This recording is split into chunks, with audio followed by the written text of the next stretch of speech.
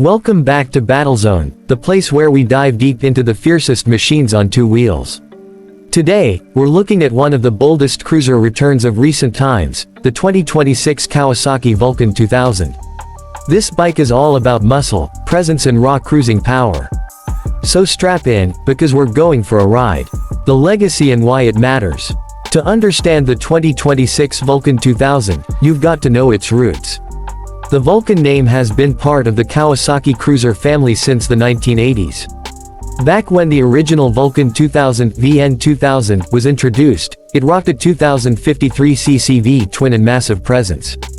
Fast forward to today, Kawasaki has brought the Vulcan name back with a new machine that aims to dominate the heavyweight cruiser segment once again. Why does this matter? Because, in a market crowded with big cruisers from every direction, Kawasaki is stepping into the arena with something unapologetically large. And for Battlezone viewers who demand power, style and attitude, this could be the one. Key specs and engine performance. Let's hit the numbers. While official full specs for the 2026 model are still emerging, we have reliable info from the 2025 reveal which sets the stage. The latest Vulcan 2000 packs a 2053cc V-twin engine. That's seriously big for a production cruiser. Early claims suggest horsepower and torque figures that place it among the most potent V-twin cruisers in the world. For reference, the earlier Vulcan 2000, 2004, 2007 claimed around 116 horsepower at 5,000 revolutions per minute and 180 Nm, approximately equals 136 feet lb of torque at 3,000 revolutions per minute. What that means on the road. Instant low-end muscle, thunderous acceleration from low revs, and a commanding presence on the highway. Host on camera. In practical terms, if you're riding this in the city you'll feel the grunt in every throttle twist. On the open road and long-haul rides, the Vulcan's size, torque and steady cruising ability should feel effortless. But it's not just about straight-line power, the package around the engine matters too. More on that next. Design, chassis and ride quality. Visually, the 2026 Vulcan 2000 is muscular. Think fat front wheel, wide rear tire, long low slung stance, heavy tank, blacked out details with chromed accents. The build speaks cruiser tradition but with modern touches. Underneath that styling is serious substance. The previous Vulcan 2000 used a steel double cradle frame with a single tube backbone, belt drive, large diameter forks and a wide single rear shock. For ride quality, expect a low seat height. The earlier model was approximately 690 mm, which helps for ground reach. The wheelbase, rake and trail are built for stable cruising rather than flickability. It wants to eat miles, not carve hairpins. That said, Kawasaki has reportedly updated suspension and braking for the new model, making it more refined, better controlled and better matched to the engine's grunt. Quote, host on camera. What you'll feel when riding, a purposeful heft. The Vulcan is not nimble like a sport bike, you won't flick it around corners like a lightweight. Instead, you'll lean into it, feel the mass, feed it throttle and let it do its thing. For many cruiser fans, that's exactly the appeal. Technology and rider features. Modern big cruisers are no longer just about raw engine and chrome, technology matters. The 2026 Vulcan 2000 brings a suite of features to match the era. From what we've seen so far, LED lighting front and rear for better visibility and modern style. Digital instrument cluster or hybrid analog digital giving ride info, gear indicator, and possibly connectivity features. Advanced braking systems and multi-piston calipers to stop the mass with confidence. The earlier version had dual front discs of 300 mm and single rear disc of 320 mm. Rider aid. Technologies. While Kawasaki appears to keep things honest and mechanical, focusing on the ride experience more than over electrification, the 2026 model reportedly improves on comfort and connectivity. Quote, host on camera. For you, the rider, that means less compromise. Long rides should be more comfortable, visibility and safety enhanced, and the interface more intuitive.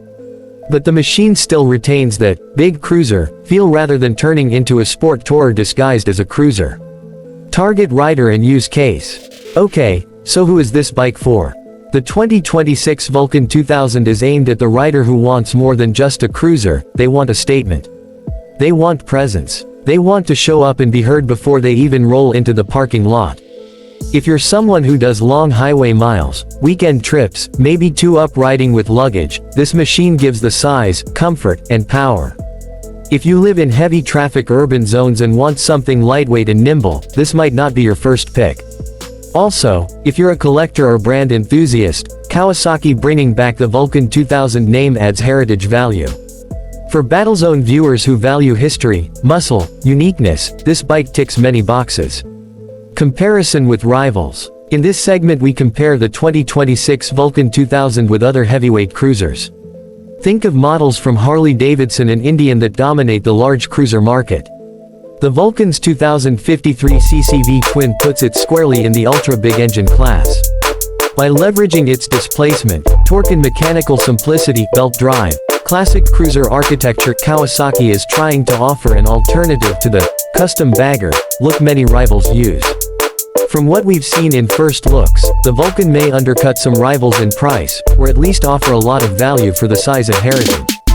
That said, brand loyalty, aftermarket support, riding culture around Harley or Indian still give those rivals strong pull. Kawasaki's challenge is to match quality, reliability and global support. Post on camera. If I were to pick a winner, it really depends on your priority. If you want maximum cruiser size and power for a given budget, the Vulcan 2000 is very compelling. If you want a huge ecosystem of accessories, rider groups and heritage toys, you might lean towards the tried and true legendary rivals. Either way, the Vulcan raises the bar in the heavyweight cruiser category. Pros and cons. Massive engine and torque, pure muscle. Strong presence, showstopper status. Updated tech and features for modern riding. Good for long rides and highway cruising. Heritage name revived, adds uniqueness. Cons. Weight and size, likely heavy, so maneuvering at low speeds may require care. Handling won't match sport or lighter cruisers, expect big bike physics. Fuel consumption and running costs likely higher, engine size. Depending on region, parts, servicing and dealer coverage might be less strong than major cruiser brands. If you ride mostly urban and need agility, this might be overkill. If you're thinking, does this bike fit me? Ask, do I value power and presence over nimbleness? Do I do long rides or shorter hops? Do I care more about the machine's character than daycare-level practicality? If yes, this fits well. Ride impressions and on-road feel. Putting the Vulcan 2000 on the road gives you a distinct experience. First throttle blip. You feel the torque surge, low-end grunt pulling you forward effortlessly. The chassis holds it, the belt drive keeps things smooth. At cruising speed you're comfortable, stable, and commanding the road. When you roll into corners you feel the weight, but you also feel that inertia working in your favor. The bike doesn't dart around, it glides. In traffic, you'll need to respect the size, but the low seat height helps, and the big motor offers reserve power to merge and overtake with confidence. On the open road, this is where the Vulcan thrives. It eats miles, demands respect, gives you cruiser joy in spades.